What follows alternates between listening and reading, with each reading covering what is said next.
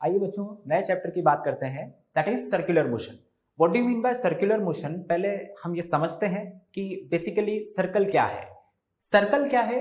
Circle is a locus of all those points which are at a fixed distance from a fixed point. एक fix point से fix distance पे lie करने वाले सभी points का अगर मैं लोकस लेता हूं, set of all those points, उन सभी पॉइंट्स का मैं एक सेट बनाता हूं, उसे हम क्या बोलते हैं? सर्कल। याद रखें कि हम हमेशा जब भी सर्कल की बात करते हैं, ये सारे पॉइंट्स हमने कहां कंसीडर किए हैं? एक गिवन प्लेन में, एक ही प्लेन में कंसीडर करेंगे तो ये क्या कहलाएगा? सर्कल। Remember this. उसी फिक्स पॉइंट को जहां से हम डिस्टेंस ले रहे थे, इस फिक्स पॉइंट को हम बोलते हैं सेंटर, और फिक्स्ड डिस्टेंस जो हमारी होती है that is radius, radius of that circle.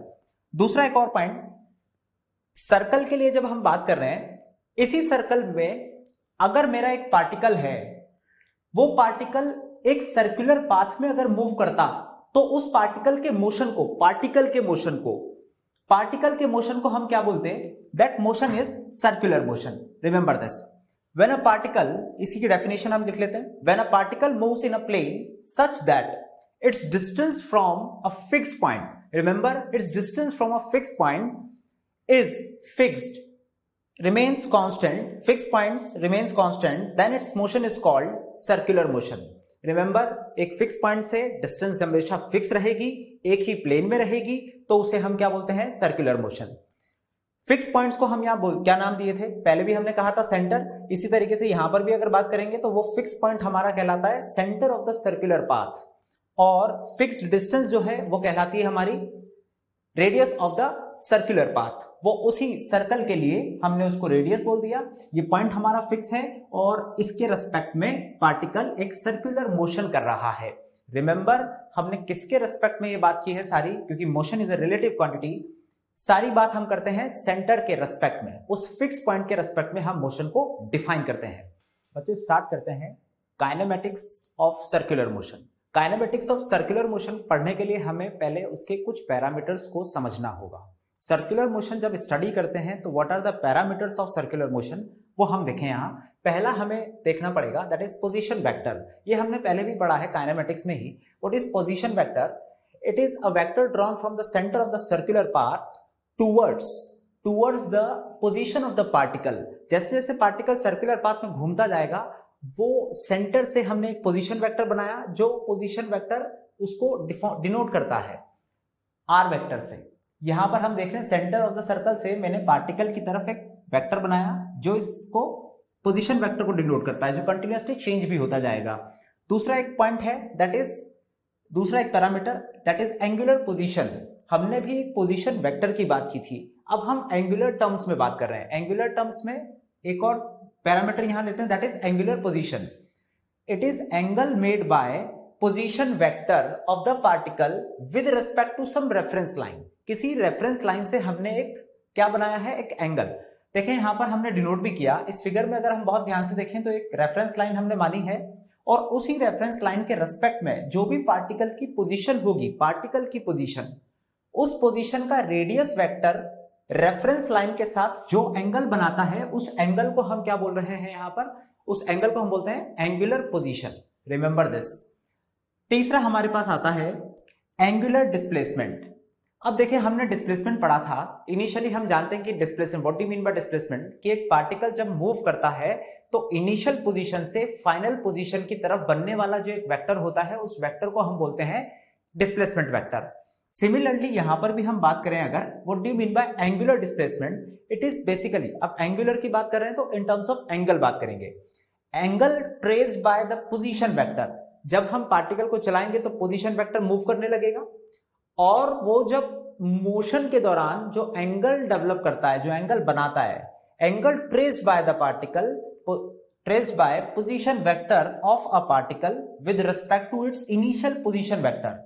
उसके initial position vector, suppose at t is equal to 0 particle यहां पे था, और जब चलना स्टार्ट किया, चल के उसने यहां t is equal to t पर यहां पर पहुंचा, तो what is the angle traced by this particle? This theta. ये थीटा एंगल ट्रेस करेगा, तो इस एंगल को हम क्या बोलेंगे? This is the angular displacement of that particle. Remember, तो थीटा हमारे पास आ गया, that is arc length divided by the radius. हमने पहले से पढ़ा हुआ है, ये हम यहां पर फाइंड आउट भी कर सकते हैं। ध्यान रखेंगे इसको। ये हमारे लिए एक इंपॉर्टेंट फॉर्मूला है जिसका हम आगे चल के बड़ा यूटिलाइजेशन करेंगे। थीटा से रिलेटेड हमें याद रखना है इस फॉर्मूले को। एक पॉइंट जो हमें थोड़ा सा पहले से भी पढ़ा हुआ है हमारा, पर हमें याद रखना चाहिए, generally theta measured in the anti clockwise direction, हम लिख भी लेंगे, एंटी क्लॉकवाइज डायरेक्शन में जितने भी हम थीटा मेजर करते हैं they are taken as positive, और in clockwise direction they are taken as negative, remember. Okay बच्चों, आइए बच्चों बात करते हैं प्रॉपर्टीज ऑफ एंगुलर डिस्प्लेसमेंट। इसके बारे में हम थोड़ी सी जानकारी और ले लेते हैं। देखें, कुछ पॉइंट्स हैं जो हमें हमेशा याद रखने हैं regarding angular displacement. Small angular displacement is a vector quantity, remember. Small angular displacement की जब भी बात करेंगे वो वेक्टर क्वांटिटी हो सकता है, but large angular displacements are not vector quantities, they are scalars.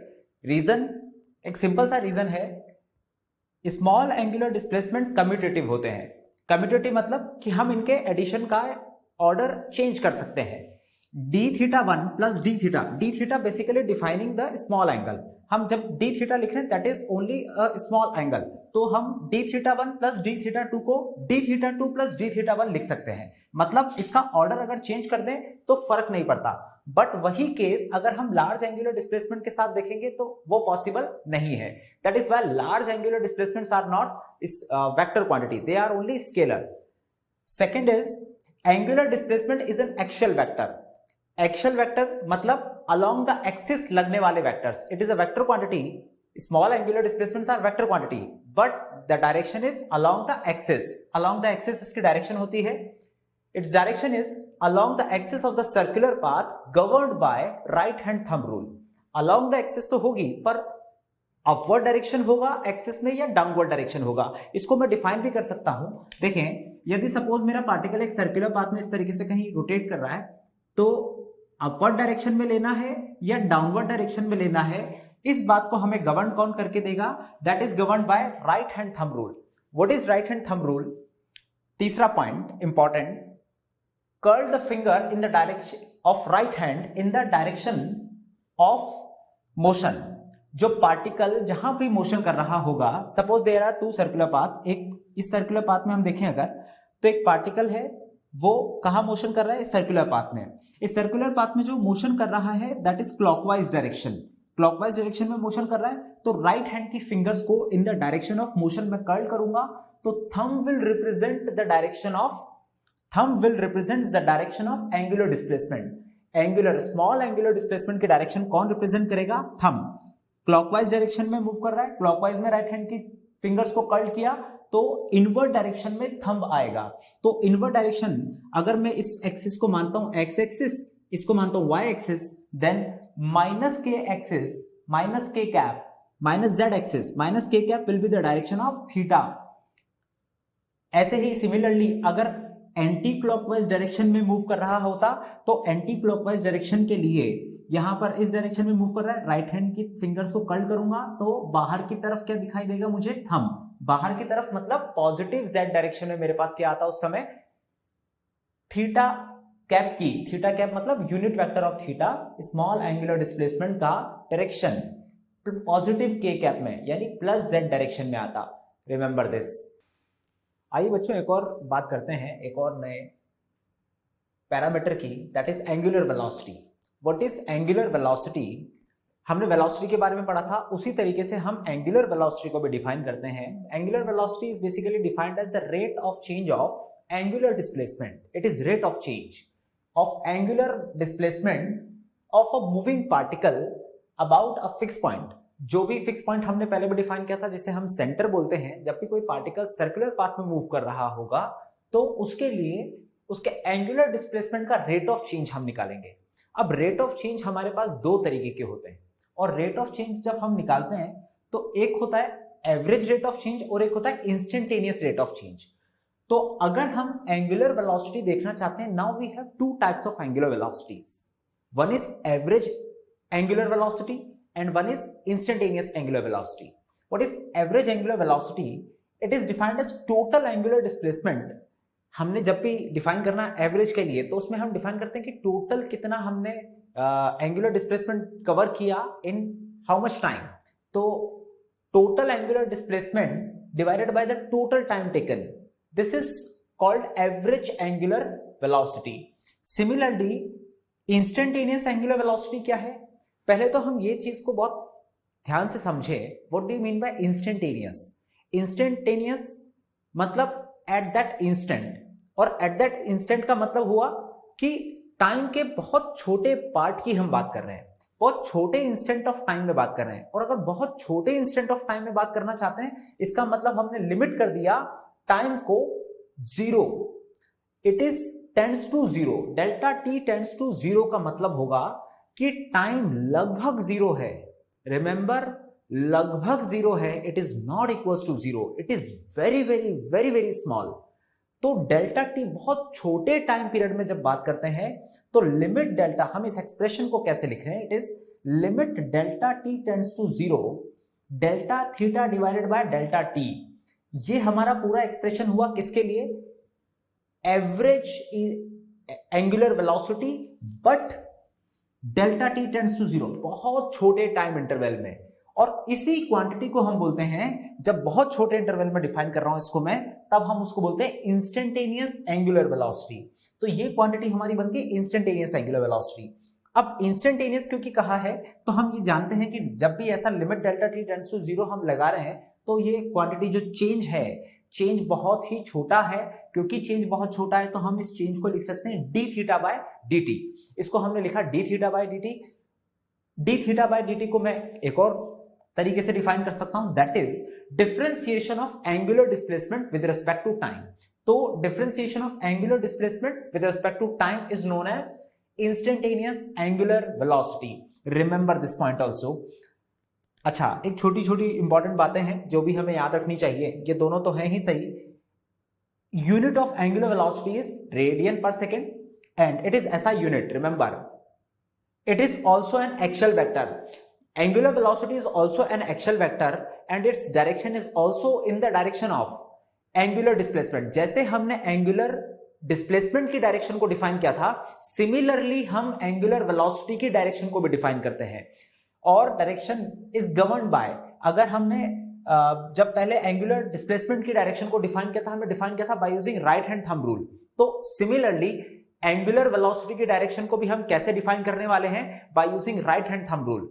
In the direction of motion, अगर हम फिंगर्स को कर्ल करेंगे, thumb will represent the direction of angular velocity similar to that of angular displacement. Is it clear? आइए बच्चों, question के through हम angular velocity को वापस से समझते हैं. What is angular velocity? हमने कहा था it is rate of change of angular displacement with respect to time. Question क्या है? A particle is moving in a circle such that its angular displacement changes with time. Angular displacement time का function है. Changes with time according to the relation it is given. Theta is equals to t square plus 2t. Theta हमारा time के साथ क्या function है वो हमें दिया हुआ है, और हमें फाइंड करना है एवरेज एंगुलर वेलोसिटी और instantaneous angular velocity. Average angular velocity हमें फाइंड करनी है फर्स्ट 2 सेकेंड्स में. रिमेंबर, हमने अभी फाइंड किया था कि एवरेज एंगुलर वेलोसिटी होती है total displacement divided by the total time taken. Total time taken हमें गिवन है 2 सेकेंड और टोटल डिस्प्लेसमेंट हमें फाइंड करना पड़ेगा. तो ध्यान से देखें, अगर theta it is given, theta is equal to t square plus 2t, ये मुझे गिवन है. तो टोटल डिस्प्लेसमेंट कितना हो गया? At t is equal to 0. What is the displacement of the particle? Particle का डिस्प्लेसमेंट कितना है? Theta is equal to 0 radian. और अगर t is equal to first 2 second में, क्योंकि हमें बात करनी है, तो t is equal to 2 second पे कितना डिस्प्लेसमेंट हो जाएगा? At t is equal to 2 second, what is the displacement? That is theta is equal to, हम वैल्यू पुट करते हैं फॉर्मूले के अंदर, तो it is 2 square plus 2 into 2, that is 4 plus 4 8 radians. 8 radian मेरे पास क्या आ गया? This is total displacement. Total displacement t is equal to 2 seconds पर, और t is equal to 0 second पर जो 0 था, यानी कि 0 से लेकर 2 सेकेंड में कितना डिस्प्लेसमेंट हुआ, दैट इज डेल्टा थीटा, वो मेरे पास आ गया 8 माइनस 0, यानी कि 8 radian. 8 radian is the total displacement. दूसरा पॉइंट, ओमेगा एवरेज हमें फाइंड करना है फ्रॉम 0 टू 2 सेकेंड, 0 से 2 सेकेंड के लिए.